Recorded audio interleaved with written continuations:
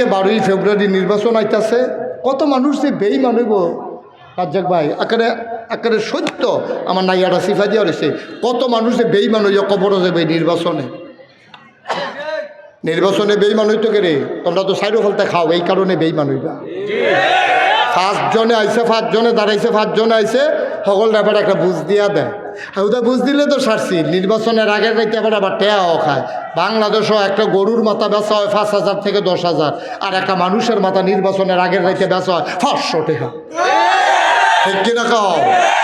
গরুর মাথার দামও তোমার মাথার দাম হইছে না হলো না দাম। আবার 100 বুট বেচাইছে, কয় আমরা বাইক 100 বুট আছে, আমার কথায় উডে বয়, উডে বয়। আরে বাবরে, এত মানে কয় মানে কি পুরো 100 বুট আমার আত না মুডের ভিতরে না। এবার আর মুডের ভিতরে বিলে 100 বুট। আমি কই বর্বর, তোর বউ তোরে মানিনি, তোর বউ আর তুই যেদিন ফেজাল থেকে ফেস থেকে গাড়াত গেছ কাজা করতে করতে, ঠিক নি রে? তারে দিলে মান। তা 100 বুট বেচছে 1 লাখ টাকা হলে ঘরেই হত্যা রয়েছে। আছে নেই কারবা? হালাল না হারাম? সগিরা গোনা না কবিরা গোনা? আল্লাহ আমার ডর করে নির্বাচন আইলে। কত মানুষ যে বেঈমান হইয়া মরবো বাংলাদেশও আল্লাহ ছাড়া কেউ জানে না। আপনি ভোট দিতেই হবে, আপনার কাছে আল্লাহর পক্ষ থেকে আমানত। ভোট দেবেন কারে?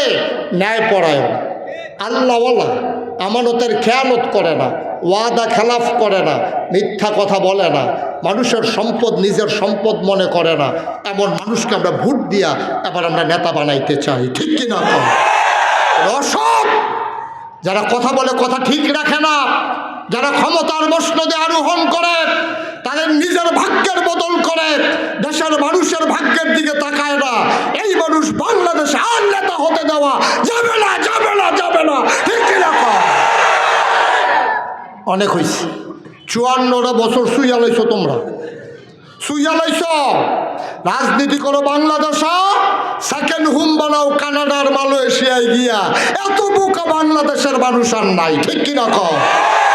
24-এর 36-এর জুলাইয়ের পরে আমার ছেলেরা জাগতে শিখেছে, আমার মায়েরা বুঝতে শিখেছে, আমার বাবারা জানতে শিখেছে, কোনো সিটার বাটপার, কোনো 2 নম্বর বাংলাদেশে আমাদের উপরে আর নেতা হতে দেখতে চাই না ইনশাআল্লাহ।